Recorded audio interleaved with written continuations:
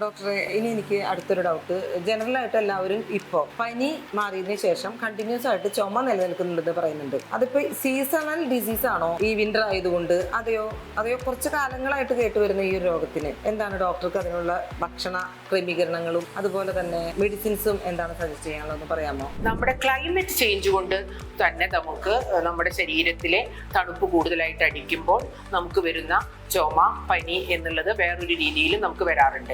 അതിനെ നമുക്ക് എന്താ ചെയ്യാൻ പറ്റുക എങ്കിൽ നമ്മൾ നമ്മുടെ ക്ലൈമറ്റിനനുസരിച്ച് ജീവിത രീതിയിലെ മാറ്റങ്ങൾ വരുത്തണം. അപ്പോഴും നമുക്ക് ശരീരത്തിനും പുറമേയും വളരെയധികം തണുപ്പുള്ളപ്പോൾ നമ്മുടെ ശരീരത്തിന് ചൂട് ലഭിക്കേണ്ടതാണ്. അപ്പൊ ചൂടിന് വേണ്ടിയിട്ടുള്ള ആഹാരങ്ങൾ നമ്മൾ ഉപയോഗിക്കണം. ആ ചൂട് നമുക്ക് കിട്ടാനുള്ള ആഹാരങ്ങൾ ഏതൊക്കെയാണെന്ന് ചോദിച്ചാൽ കിഴങ്ങ് വർഗ്ഗങ്ങളാണ് അതിന് ഏറ്റവും നല്ലതായിട്ടുള്ള ഭക്ഷണ രീതികൾ. നമുക്ക് അതിനോടൊപ്പം ആയുർവേദ മരുന്നുകൾ നമുക്ക് കഴിക്കാം. തണുപ്പിലെ എല്ലാവർക്കും അറിയുന്നത് പോലെ തന്നെ അണുക്കൾ വളരെയധികം നിറഞ്ഞു നിൽക്കും. ആ സമയത്ത് ഉണ്ടാകുന്ന അണുക്കൾക്കും അതുപോലെ തന്നെ ഉണ്ടാകുന്ന ആന്റി അലർജിക് ആയിട്ടുള്ള മരുന്നുകളും ആയുർവേദത്തിൽ ലഭ്യമാണ്. കൂടുതൽ വിവരങ്ങൾ നിങ്ങൾക്ക് ഇതിനെക്കുറിച്ചോ മറ്റ് അസുഖങ്ങൾക്ക് വേണ്ടിയോ മരുന്നുകൾക്കോ ഉപദേശങ്ങൾക്കോ നിങ്ങൾക്ക് എന്നെ നേരിട്ട് സമീപിക്കാവുന്നതാണ്.